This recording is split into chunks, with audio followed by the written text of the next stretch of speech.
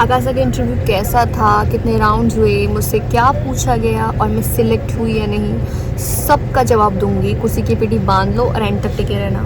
Hi everyone, my name is Kajal and I am an aspiring capital. Welcome to my channel. तो recently मैंने Akasa airline में interview दिया था और I just went there only for the experience. तो मेरा जो एक्सपीरियंस था वहाँ पे बहुत ही अच्छा था। पहले मैंने अप्लाई किया था। उनकी जो वेबसाइट होती है उसकी वेबसाइट के थ्रू आपको अप्लाई करना पड़ता है। तो जब आप अप्लाई करते हो आपका सीवी शॉर्टलिस्ट होता है। शॉर्टलिस्ट होने के बाद आपके पास मेल के थ्रू इन्विटेशन आता है। तो मेरे पास मेल के थ्रू इन्विटेशन आया था जिसमें सारी डिटेल्स और इन्फॉर्मेशन मेंशन थी कि मुझे कौन से डॉक्यूमेंट्स कैरी करके लाने हैं। और जो ईमेल होता है ना, जो वो ईमेल भेजते हैं उसका आपको प्रिंट आउट लेके जाना पड़ता है, क्योंकि जब आप एंटर करते हो हॉल में तो वहाँ जो सिक्योरिटी गार्ड होते हैं वो चेक करेंगे। पहले वो आपका प्रिंट आउट चेक करेंगे तभी वो आपको परमिशन देंगे अंदर जाने की। ठीक है, तो मैंने अपना वहाँ मैं पहुंची थी। जो मेरा रिपोर्टिंग टाइम था वहाँ पे जाने का वो था 10 AM का।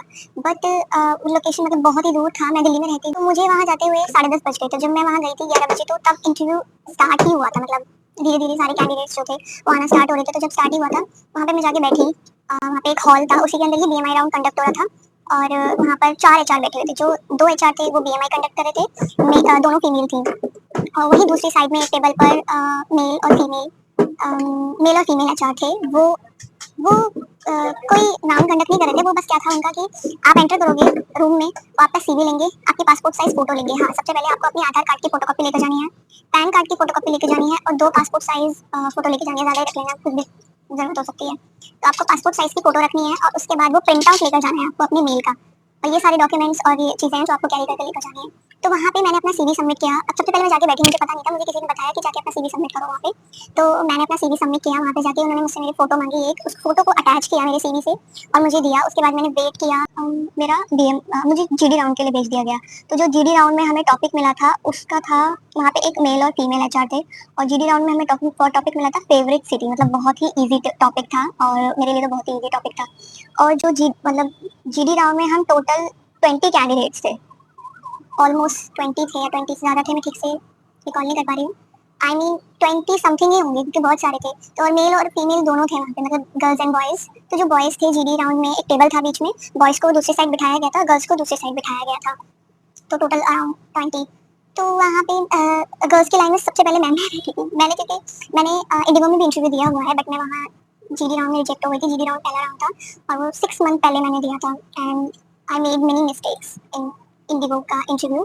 और मैंने वहाँ पे बहुत ही भसड़ मचाई थी और मेरा जो कॉन्फिडेंस लेवल था वो बहुत ही डाउन था उस वक्त पे। तो मैंने अपने आप को इम्प्रूव किया और बहुत हार्ड वर्क किया। अपनी इंग्लिश, मेरी इंग्लिश बहुत ही खराब थी, मैंने बहुत इम्प्रूव किया। अगर आपको जानना है कि मैंने अपनी इंग्लिश कैसे इम्प्रूव करी तो वो आप मुझे कमेंट में बताना, मैं उसको उसके लिए नेक्स्ट वीडियो बना दूंगी, ठीक है। तो अभी बात करते हैं जीडी राउंड की। तो जीडी राउंड में मैं पहले बैठी थी। वहाँ पे ऐसा नहीं होता कि वो सीवी लेंगे और आपका एक एक करके नाम अनाउंस करेंगे, वो ऐसे नहीं करते। वो करते हैं कि आपको खुद ही आगे आना पड़ता है, अपॉर्चुनिटी लेनी पड़ती है खुद ही। मतलब जैसे एक ने बोला तो फिर उसने खत्म किया तो तुरंत ही आपको बोलना है, उसके बाद फिर तीसरा बंदा बोलेगा, फिर फोर, ऐसे करके। तो मेरे साथ क्या हुआ था कि जैसे ही मैंने बोला उसके बाद मतलब मैंने और एक लड़की ने साथ में बोले, तो फिर हमने एक दूसरे को सॉरी बोला कि ओके यू कैन स्टार्ट। तो मैंने स्टार्ट कर दिया था। फिर मैंने अपनी फेवरेट सिटी के ऊपर बोला, मैंने ऋषिकेश के बारे में बोला था, मैं फंबल भी करी थी वहाँ पे। बट ये था कि जो मेरा कॉन्सेप्ट था ना वो सही था और मैंने तो कॉन्फिडेंस भी मेंटेन किया था वहाँ पे। फिर उसके बाद जीडी राउंड ओवर हुआ। जीडी राउंड का जो रिजल्ट डिक्लेयर हुआ उसमें मैं सेलेक्ट हुई और भी कैंडिडेट्स थे। ऑलमोस्ट 7 कैंडिडेट्स थे जो सिलेक्ट हुए थे जीडी राउंड में। उसके बाद हमारा बीएमआई राउंड कंडक्ट हुआ। बट बीए राउंड मतलब बहुत ही, जो पूरा प्रोसेस था ना, पूरा इंटरव्यू बहुत ही टाइम टेकिंग था। मैंने वहाँ 10:30 AM पे मैंने वहाँ एंट्री मारी थी और मैं वहाँ से एग्जिट करी थी 5 PM के आसपास। आप देख लो कि कितना ज़्यादा टाइम टेकिंग था। My ass was hurting at that time. मुझे बहुत ही ज़्यादा भूख भी लग रही थी, बट लंच टाइम मिल गया था, बट बहुत देर बाद मिला था। हाँ, पहले वो बीएमआई राउंड कंडक्ट किया उन्होंने, हाइट वेट ये सब चेक किया। फिर उसके थ्रू वो बीएमआई निकालते हैं और वो आपके फॉर्म पर लिखते हैं। तो वो फॉर्म फिल करने के बाद वो आपको देते हैं। उसमें कुछ बेसिक डिटेल्स होती हैं जो आपको फिल करनी होती है अपने बारे में, ठीक है। तो वो फिर आपको एचआर को सबमिट करना होता है, जो भी जीडी राउंड कंडक्ट कर रहे हैं, बीएमआई राउंड कंडक्ट कर रहे हैं।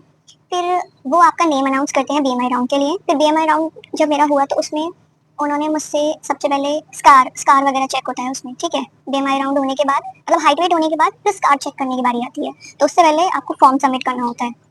तो वो फॉर्म सबमिट किया। उसके बाद उन्होंने मेरा नाम अनाउंस किया, मैं गई।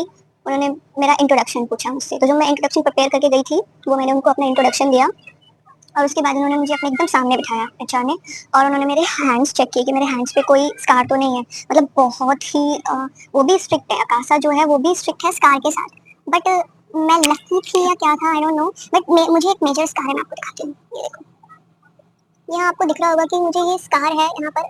ये तो मैं लिपस्टिक से ढक सकती हूँ, बट ये वाला थोड़ा सा प्रॉब्लमेटिक है।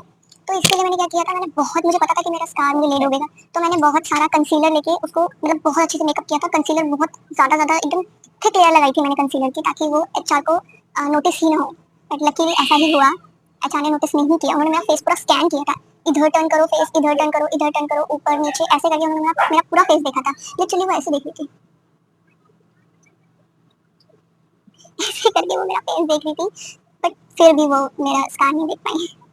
पता नहीं क्यों, तो फिर भी वो मेरा स्कार नहीं देख पाई थी। और मेरे हैंड्स पे, मतलब मैंने एक दिन पहले वैक्सिंग करी थी, तो उससे वो रेड दाने हो जाते हैं ना, वो मुझे हो गए थे, रेडनेस हो गई थी। तो उन्होंने उससे पूछा कि ये क्या है, तो मैंने बोला कि मैम ये I did waxing yesterday, so that's why I got this from waxing. So मैंने उनको पूरा रीजन एक्सप्लेन कर दिया था।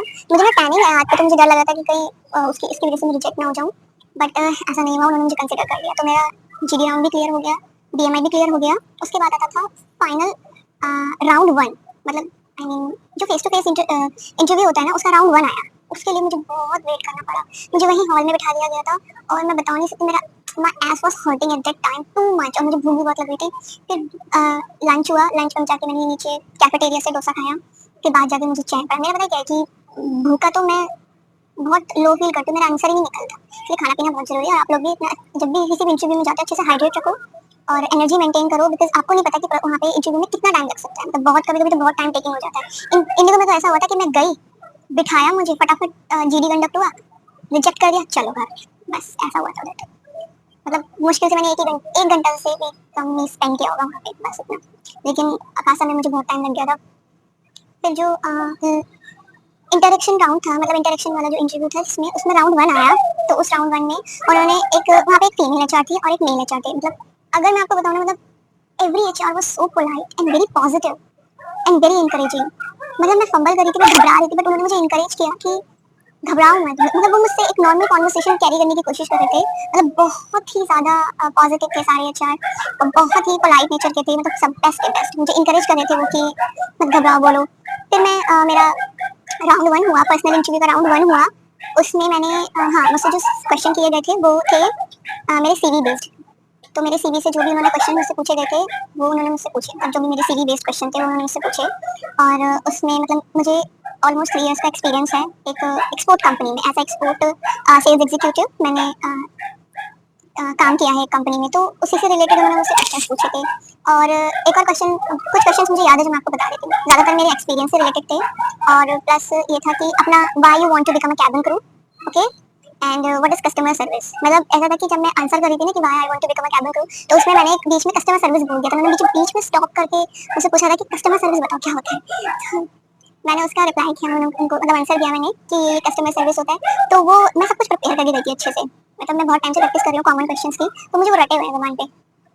तो फिर उन्होंने मेरा आंसर सुन के बोला कस्टमर सर्विस वाला, तो मैं प्रिपेयर किया, मतलब वो बोल रहे थे कि are you prepared for the answers, and I said yes ma'am I prepared, because I believe that preparation is very important if you are going for any kind of professional interview. So उन्होंने मुझे बोला कि thank you for being honest, उन्होंने मुझे appreciate किया मेरे answer के लिए कि मैंने झूठ नहीं बोला।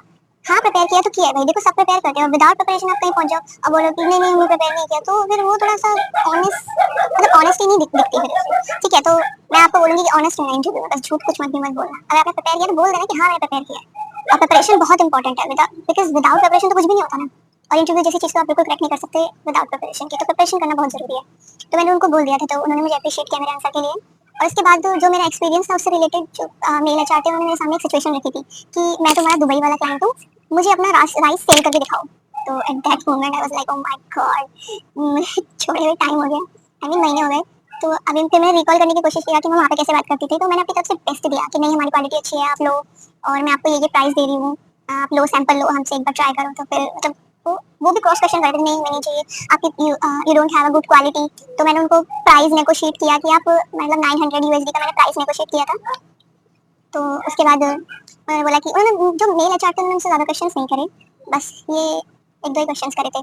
तो उसके बाद जो कि राउंड 1 था वो सारा मेरा सीवी बेस्ड था, ठीक है। और हाँ, जो राउंड टू तक जो कैंडिडेट्स थे उसमें से सिर्फ हम, मेरे वाले ग्रुप में जो हम जीडी में जितने भी लोग थे उसमें से बस हम दो ही थे जो कि राउंड टू तक आए, ठीक है। फिर राउंड वन क्लियर करने के बाद आता है राउंड टू। तो राउंड टू में उनका ये हुआ था कि उसमें भी मेरे सीवी बेस्ड क्वेश्चन थे सारे, ठीक है। उसमें एक सिचुएशन भी उन्होंने मुझे दी थी, मतलब जो सिचुएशनल बेस्ड क्वेश्चंस होते हैं ना, तो वो भी उन्होंने मुझे दिया था। उसमें उन्होंने मुझसे पूछा था कि कि आप गलती से अपनी सिस्टर को, आप for example if you are cooking something, okay, तो आप गलती से अपनी सिस्टर के हाथ पे कुछ गिरा देते हो गरम, तो आप क्या करोगे। तो मैं वहाँ पे टेक्निकली चीजें ज्यादा बता रही थी कि मैं वाटर अप्लाई करूंगी, ठंडा ठंडा बर्फ आइस लगा दूंगी या फिर कोलगेट अप्लाई कर दूंगी। तो मैं ये सब कुछ बोल रही थी, तो उन्होंने मुझे बोला नहीं नहीं नहीं नहीं, आप टेक्निकली चीजें बता रहे हो, पहली चीज क्या आनी चाहिए वो बताओ। तो फिर 3 बार गलत बोलने के बाद मैंने बोला, तो 3 बार टेक्निकली आंसर देने के बाद मैंने बताया कि मैं अपनी सिस्टर्स को I will approach my sister politely and I will apologise to my sister for whatever I have done. And या यही था कि मैं अपनी सिस्टर से अपोलोजाइज करूंगी कि जो भी हुआ it was not intentionally, okay, it happened by mistake. तो यही फिर उन्होंने मुझे अप्रिशिएट किया कि ये चीज दिमाग में रखो, दैट्स द मेन थिंग। आप कुछ भी करते हो ऑन बोर्ड, सो आपको ये होना चाहिए कि सबसे पहले आपको अपोलोजाइज करना है उस चीज के लिए, ठीक है। अपॉलॉजी होनी चाहिए पहले, आप एक्सेप्ट करो कि आपने गलती करी, एडमिट करो आप उस चीज को, फिर आप आगे के सॉल्यूशन, मतलब उस प्रॉब्लम को सॉल्यूशन ढूंढने की कोशिश करो, पहले आप अपोलोजाइज करना है आपको। तो ये उन्होंने मुझे बोला कि ये चीज अपने दिमाग में रखना। और फैमिली के बारे में उन्होंने मुझसे बहुत कुछ पूछा था।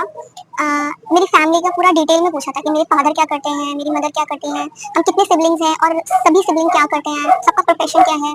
तो फैमिली के बारे में ना पूरी डिटेल में रट के जाना, अपने अच्छे से अपनी फैमिली को स्टडी कर लो और उनके प्रोफेशन के बारे में जानो, उसको अच्छे से स्टडी कर लो और उनको एक्सप्लेन कर लो। क्योंकि फैमिली के बारे में उन्होंने मुझसे हाँ, जो राउंड वन था, ये तो फाइनल इंटरव्यू था जिसके बारे में मैं अभी बता रही हूँ, इससे पहले मैंने राउंड वन के बारे में बताया था। तो राउंड वन में क्या हुआ था, उन्होंने भी मुझसे मेरी फैमिली के बारे में पूछा था, बट उन्होंने मुझसे हिंदी में पूछा था वहाँ पर कि हिंदी में अपने परिवार के बारे में बताओ। तो मेरा हिंदी वाला पार्ट बहुत ही अच्छा था मतलब मैं जब हिंदी बोल रही थी ना, मुझे भी खुद ऐसा लगा कि ऐसा लग रहा है जैसे प्लेन में वो बोलते हैं ना, ऐसे अनाउंसमेंट करते हैं, तो मैं बिल्कुल उसके जैसे बोली थी। तो शायद वो इम्प्रेस हो गए थे क्योंकि मेरी हिंदी बहुत ही अच्छी लगी थी इस वक्त। तो उसके बाद फाइनल राउंड आया। फाइनल राउंड से पहले हमें वेट करना पड़ा था, लेकिन फाइनल राउंड से पहले उन्होंने मुझसे मेरे डॉक्यूमेंट्स लिए, मेरे आधार कार्ड की कॉपी ली, फोटो कॉपी ली और मेरे पैन कार्ड की फोटो कॉपी ली उन्होंने। फिर उसके बाद उसको मेरे सीवी से अटैच किया।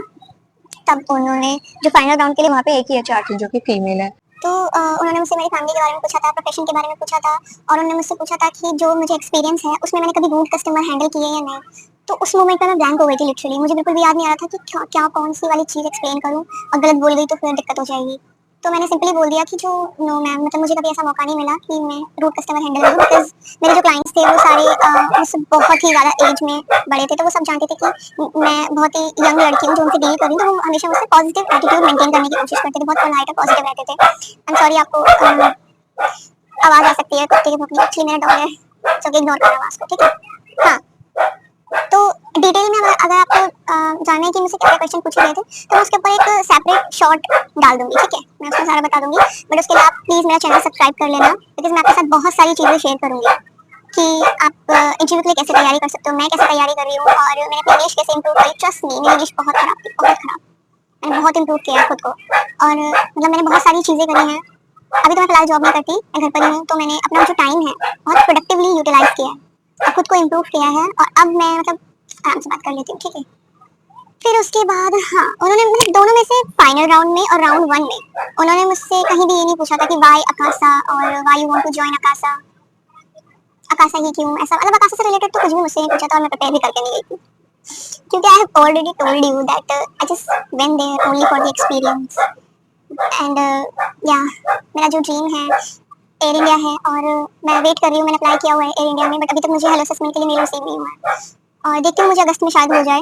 बट मेरा जो ड्रीम है वो एयर इंडिया है एंड उसके बाद फिर इंडिगो है।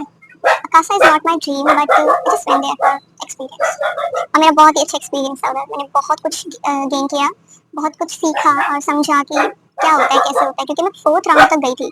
तो उस मतलब through out the process I have learned so many things. और कुछ क्वेश्चंस और थे जैसे स्ट्रेंथ और वीकनेस।